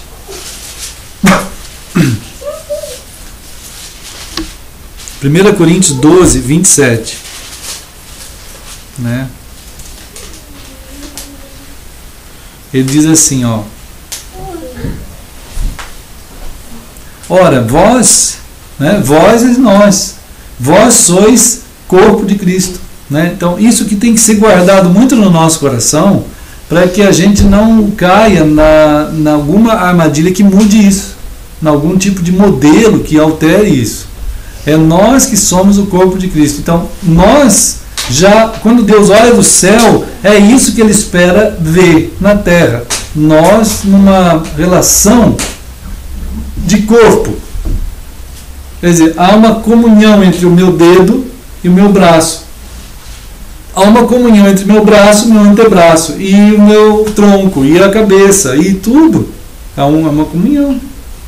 Né? Não tem a pessoa. Se a gente precisa, Senhor, eu quero ter esse entendimento desse corpo que somos.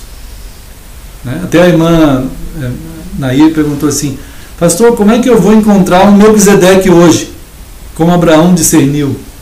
Né? Porque o Abraão estava passando assim, e ele falou: aqui está um servo do Deus Altíssimo, eu vou entregar a oferta para ele, e aí ele vai fazer, precisa fazer para a obra e tal, e eu vou participar disso, no caso do Melquisedeque.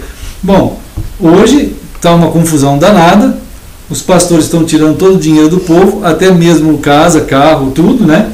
E falar disso para o povo é a mesma coisa que um suicídio, em termos de diálogo, né? Mas, tá, tem isso, tem... qualquer tema é delicado. O tema de oferta é extremamente delicado. Falei, bem, tudo isso é verdade, né? Tem as pessoas sendo mercenários, que aparecem o tempo todo na mídia, e que já fez a cabeça das pessoas, ou ele se torna fanático e entrega tudo mesmo, ou ele se torna ateu e não acredita em nada disso, e não entrega nada, né? Ele usa a mesma filosofia do bêbado, só que ao contrário.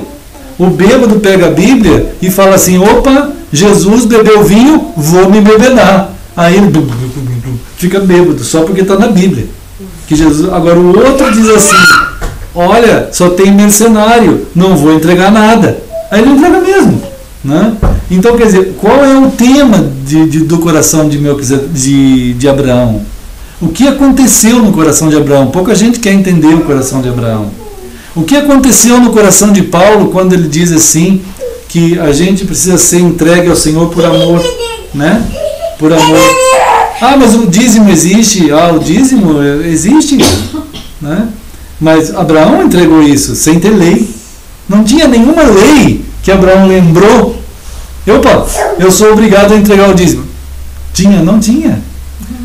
Ele falou: eu vou entregar o dízimo, mas é uma coisa que surgiu do coração dele. Foi a primeira vez que apareceu isso, né?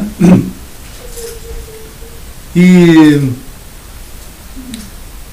depois, 400 anos depois, surgiu Moisés, o povo de Israel. E o povo de Israel, irmãos, é algo... Ô Lipe, você quer pegar aquele negócio de mel para mim, por favor? Está lá em cima. Desculpa, Lipe, por favor. Está lá em cima do lado lá da cama. Então, o Moisés, ele é chamado pelo Senhor para conduzir o povo. Então, o povo de Israel se tornou um povo distinto demais, porque era teocrático, era uma nação, né? A nação teocrática, ela precisava de ter a direção da fé na palavra de Deus, e como nação, ela tinha que ter leis, né? O pessoal não entende isso. É muito difícil o pessoal entender em geral, porque a turma não percebe que como nação Moisés teve que legislar. Obrigado, filho.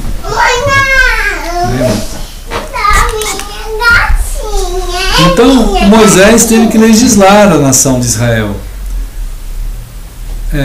Quando Jesus chegou ao ponto de discutir com as pessoas sobre o divórcio, as pessoas disseram assim: quem essa mulher vai ficar no céu?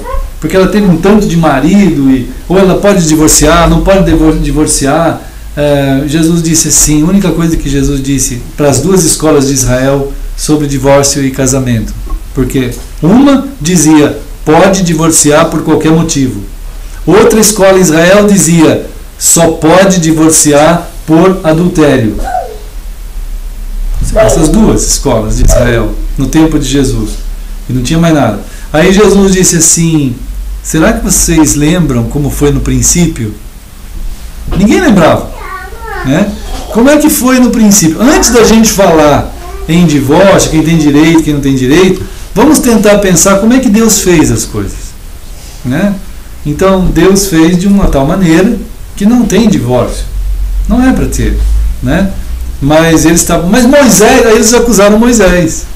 Lembra que eles acusaram Moisés? Mas Moisés deu autorização para ter o divórcio. Aí Jesus disse: bem, Moisés teve que legislar a situação, né? Então as pessoas não entendem a questão da legislação. Então a questão da oferta e do dízimo entra na legislação de Israel. Até mesmo serve para a gente ver que uma nação não precisa mais do que 10% de imposto para poder sobreviver. Essa é a ordem de Deus para uma nação. O povo de uma nação, se ele entregar 10% de imposto, nós no Brasil entregamos 50%, ou 60% às vezes, ou até mais, né? Se uma nação, para ter um governo justo, para ser sustentado como governo, precisa só de 10% de impostos. É isso. Esse é o imposto que sustenta uma nação. Mas e o que leva a obra de Deus? Aí Paulo disse assim: é com amor, né? Se você não tem amor, você não entrega. Mas o amor é que vincula a entrega do que você vai entregar. Mas qual é o mínimo? Jesus disse dos fariseus: vocês entregam até o dízimo da hortelã. Tem hortelã aqui. Se eles colhessem hortelã, eles separavam o dízimo e entregavam para o sacerdote. Jesus disse assim: a hortelã nasce só de jogar, né? Mas eles, não, nós somos fiéis no dízimo. Mas Jesus disse: vocês entregam o dízimo da hortelã, mas não tem amor no coração nenhum. O caráter de vocês é um caráter totalmente anti-Deus. Vocês não falam com amor, vocês não vivem com amor, no amor de Cristo, de Deus, e nem me conhecem, né? Então vocês devem fazer a entrega, Jesus disse. Vocês não podem esquecer, porém, das realidades maiores, né? Então, o dízimo para o povo de Deus é o parâmetro mínimo. Ele é a lei que ficou, o resquício da lei. Mas para o povo de Deus, agora ele está livre da lei, né? Ele pode entregar quanto ele quiser. E aí as pessoas falam assim: então não entrego nada, né? É a mesma coisa lá do bêbado, ao contrário, né? Então, é claro, uma relação de amor, ela não tem limites. Quanto você vai amar o seu filho? Eu vou amar o mínimo possível, né? Ninguém ama o mínimo possível, um filho, um marido, uma esposa, né? Não é para ser assim. Mas se alguém chegar a amar o mínimo possível, é muito ruim, é muito trágico, é muito triste. Agora, onde encontrar um lugar que seja de fato de Deus? É a grande questão também hoje, né? Onde? É a palavra do Senhor que está definindo o que é de Deus e o que não é. E um coração cheio de Deus vai saber que é de Deus quando encontrar, como Abraão encontrou Melquisedeque, né, irmãos? Então é extremamente importante, irmãos, ver que faças de acordo com o modelo que te foi mostrado no monte, né? Vamos fazer as coisas do Senhor como nos foi mostrado, sem alterar nada. Então, vamos orar, né, amados?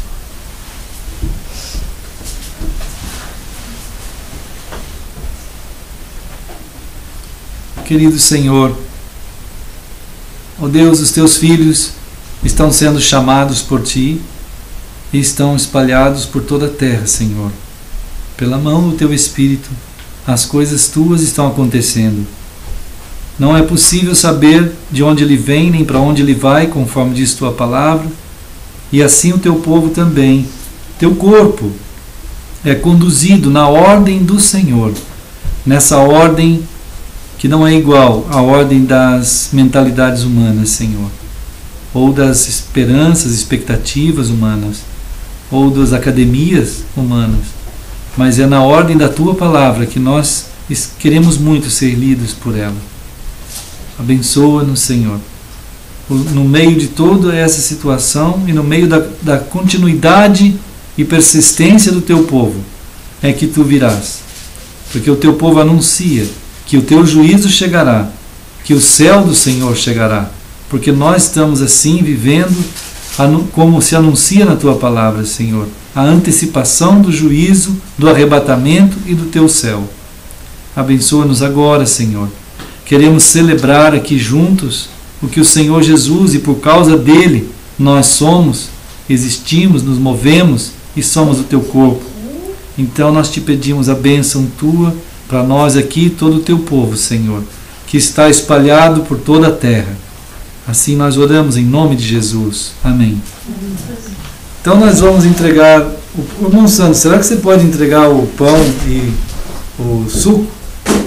E vamos juntos afirmar o que Jesus disse aqui em Mateus 26, né, irmãos?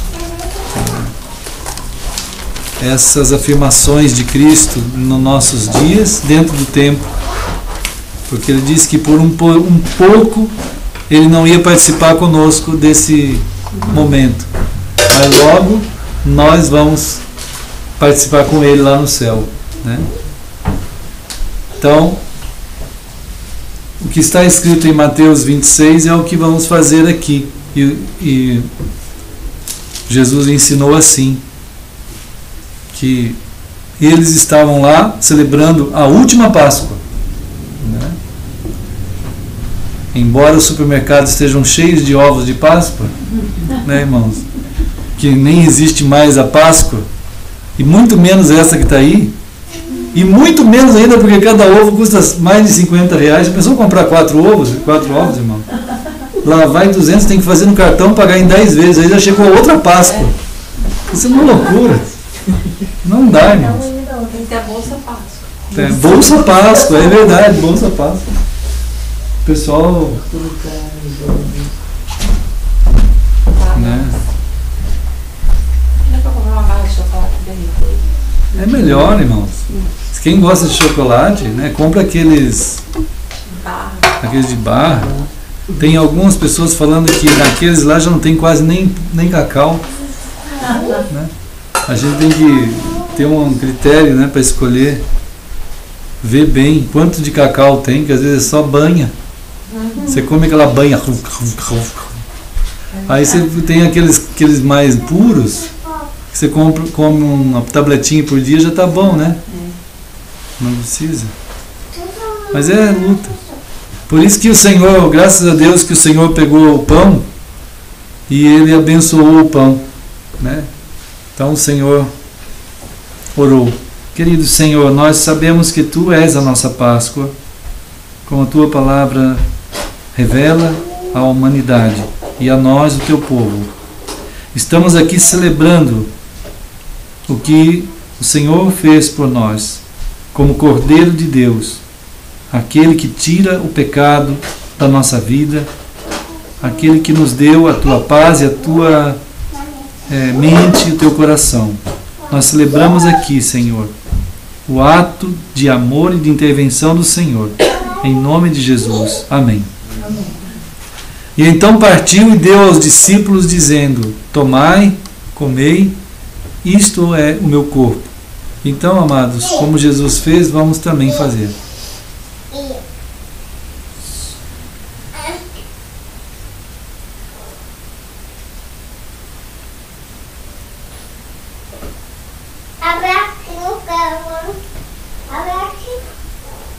Amém. Né, amados? Realmente o Senhor estava falando que nós temos o alimento que é Ele, e nós estamos afirmando isso nesse momento, né? E a seguir, Ele tomou o cálice e mais uma vez Ele deu graças. Então o Senhor foi lá na cruz, foi lá a Tua intervenção, anunciada desde a eternidade e continuamente anunciada até a eternidade, que é em Ti que há a reconciliação, a pele do cordeiro que vestimos, o sangue do cordeiro que verteu, nos deu, Senhor, a vida eterna, que é a vida que há em Ti. Nós Te louvamos, anunciamos essa graça do Senhor em nossas vidas, e assim nós fazemos. No Teu bendito nome, Senhor, em nome de Jesus. Amém. E então, irmãos, deu aos discípulos o Senhor, dizendo: bebei dele todos, porque isto é o meu sangue, o sangue da nova aliança, derramado em favor de muitos para a remissão de pecados. E digo-vos que desta hora em diante eu não beberei deste fruto da videira, até aquele dia em que o hei de beber o vinho novo convosco no reino de meu Pai. E então, como Jesus ensinou, vamos fazer.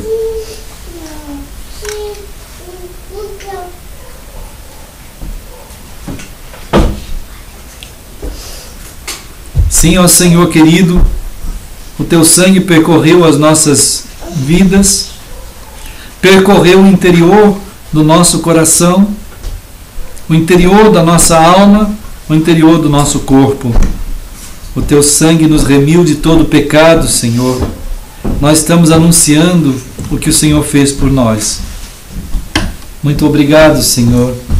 Obrigado por Tua graça infinita, Teu amor, e abençoa-nos aqui cada dia em nossas vidas, seu querido Senhor.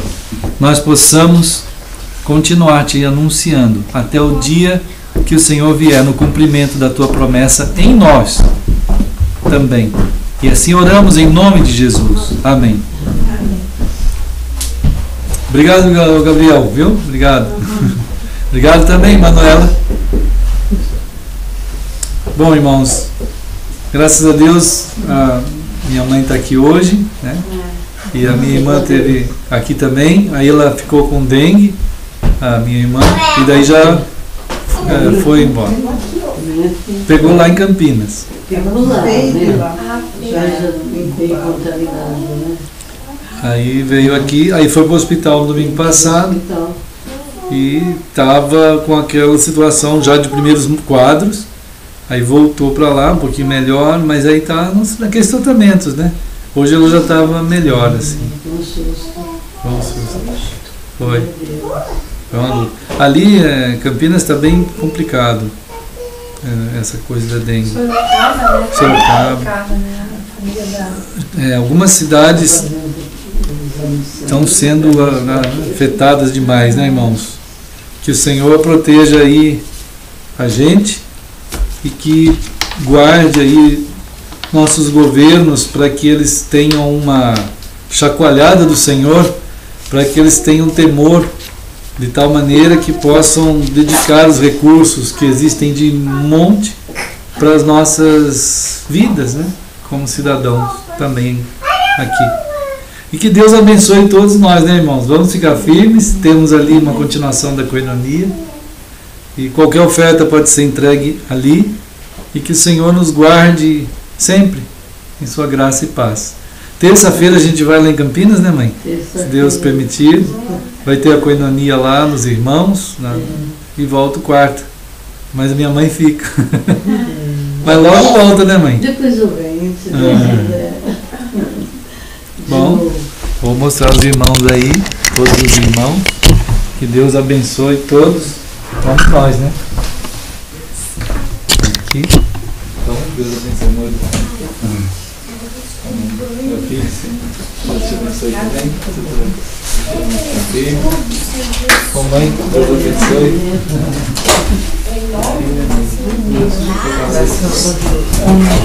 Toda a turma.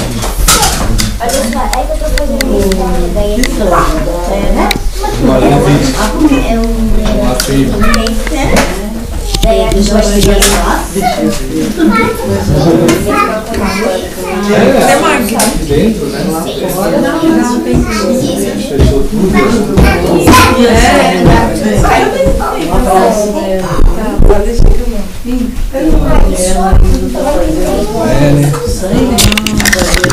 Bom, irmãos queridos.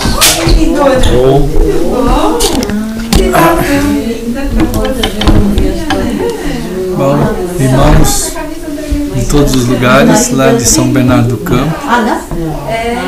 André, Letícia, Samira, os irmãos sejam guardados. Os irmãos de Campinas, a Pri, o Cris, Deus abençoe vocês aí. Deus guarde nas jornadas. Vão ficando firmes. Deus proteja cada caminho, cada andança. Os irmãos também, Edson e Daniel, Virgínia, Luciano, todos os irmãos, Danilo, queridos e amados, Danilo que tem corrido aí nas maratonas. Então, enfim, cada irmão, as crianças, queridos, o Danielzinho, né? Que foi uma bênção ter encontrado aquele dia. Enfim, todos os amados que estão seguindo no Senhor, aí em Campinas, em São Paulo, São Bernardo, Rio, lá em Nova York, a Ada, que também a gente tem orado por vocês, sua família amada que está sendo alcançada pelo Senhor. Fiquem firmes, estamos sempre orando, não há distância para o Senhor Jesus Cristo, que tem alcançado vocês aí. Guardem essas palavras no coração.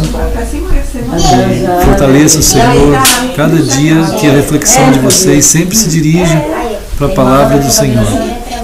Deus abençoe os irmãos em todo ali, aqueles estados que estão lá, em vários lugares nos Estados Unidos e também aqui no Brasil, em vários estados, no mundo também, aqui em Santa Catarina, os irmãos em Blumenau, os irmãos em Brasília. E, enfim, Deus guarde cada um na sua graça e na sua paz. Qualquer contato pode entrar via Facebook, e-mail, aqui, celular, WhatsApp. O WhatsApp está disponível também, é o 4891527007. E vamos compartilhando. Qualquer apoio que puderem dar em termos de estarem orando, estejam orando sempre por nós, por essa continuação na palavra, e qualquer uma oferta pode ser também enviada conforme o site da Eclesia Nascente de Cristo disponibiliza ali uma possibilidade de ofertar. Então, Deus guarde todos no nome precioso do Senhor Jesus. E a Heloísa também. O pai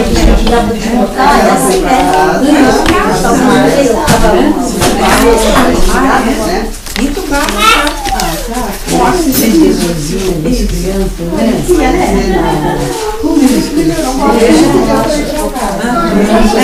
Eles não ficam mais participando um pouco no hospital, vai passar em casa. Ó, ali tem bolacha daqui, não. Dá pro a gente dá uma passadinha. Eu e você não fomos um dia lá lá em Jurerê, no mercado, para dar oi pra ela. Porque senão a gente não vê mais. É verdade. Eu estava pensando na Virgínia, que o pastor está falando. Outro dia ela foi lá em casa, ela queria comprar um lote. E eu estava pensando, será que ela já comprou? Mas vê só, eu estava pensando nisso aí, né? Porque.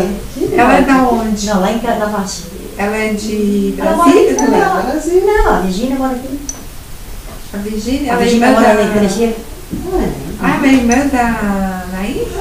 Aqui é a Jane que mora lá. Tem outra lá também. São muitas irmãs, são 4 ou 5. Tudo Que mulher. bom pra Nair, né? Que elas via.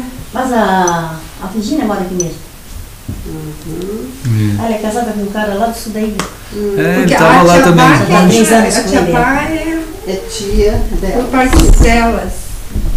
Não, a tia, o A tio, Luzmar o Disseu que era tio. Não, elas Deus são filhas do abençoe, irmão irmãos. da Luzmar. Isso.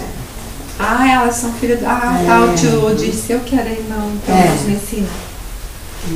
Não, Messina é da Luzmar. É.